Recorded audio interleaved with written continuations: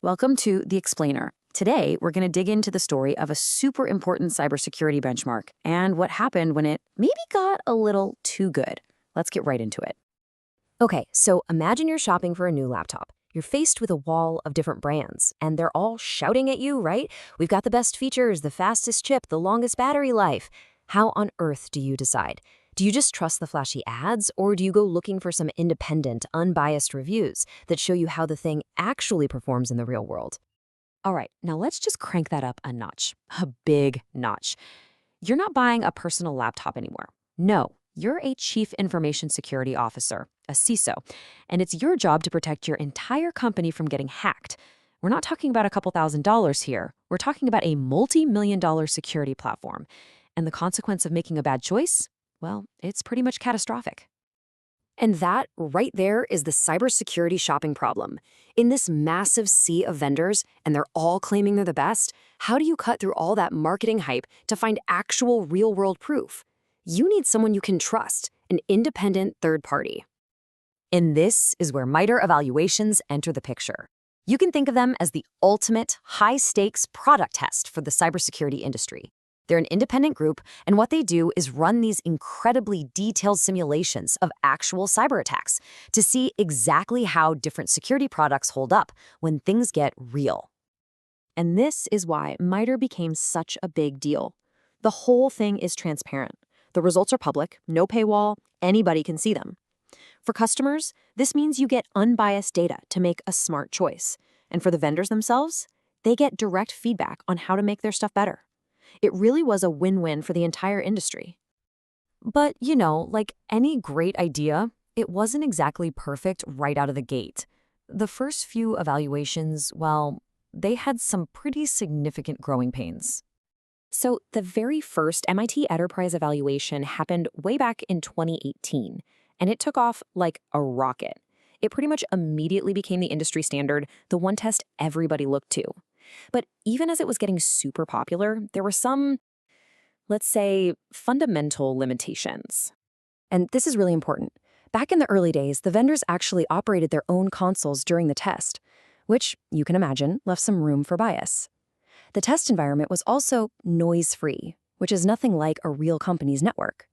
On top of that, they didn't report on false positives, and, get this, they didn't even measure if a product could actually block an attack. Okay, but this is where the story gets really, really interesting, because MITRE didn't just sit on their hands. They listened, they learned, and they started this incredible journey of evolution, basically turning their test from a simple lab experiment into a 5-star simulation of reality. Every single year, MITRE just leveled up. They started simulating more complex, more relevant adversaries. They went from something called APT3 in 2018 all the way up to infamous groups like Wizard Spider and Sandworm, then Turla in 2023. They were constantly chasing what was actually happening out there in the wild. But here's the real takeaway. As important as who they were testing against was, the biggest leaps forward came from changing how the tests were actually run. The methodology, the process itself, that's the real story of this evolution. I mean, just look at this. This right here might be the single most important change they made. For years, the vendors ran their own consoles, but starting in 2025, MITRE took over. Total game changer for objectivity. It ensures the results are controlled and verified by a truly independent party. And it didn't stop there. They systematically fixed all those other early problems. They added protection tests, right, to see if a product could actually stop an attack, not just see it. They introduced noise to make it feel like a busy, real-world network. They started reporting on false positives, a huge deal for any security team. And they expanded beyond just Windows to include Linux and macOS. And the results of all that hard work? Well, you can see it right here. The test's field relevance rating absolutely skyrocketed. It went from like a 1-star rating in the early years to a perfect 5 stars by 2025. It finally became the truest reflection of real-world performance it could be. So the test is now more transparent, more objective, more relevant than it has ever been. This should be this huge moment of triumph for the industry, right? But instead, something completely unexpected happened.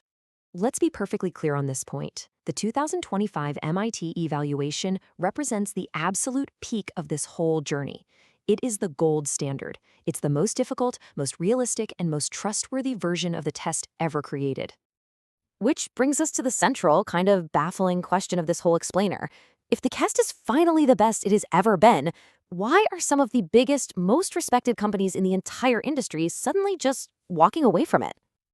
And look, we're not talking about small players here. We are talking about absolute titans of the industry.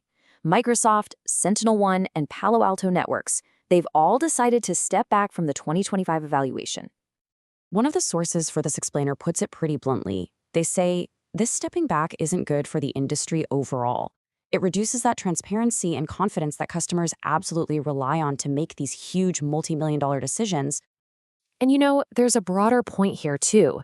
As market leaders, these companies have a certain responsibility that goes beyond just their own products. Their participation helps lift up the whole industry.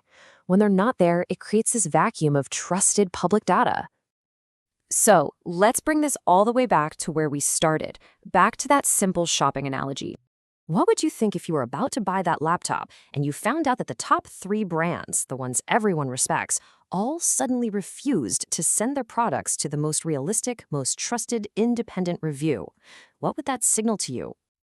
And that's really the question we're all left with. The test has never been better, it has never been more fair, more realistic, or more transparent. So why, at this exact moment, are some of the biggest leaders in the industry choosing to walk away? It's a question worth thinking about. Thanks for joining us for The Explainer.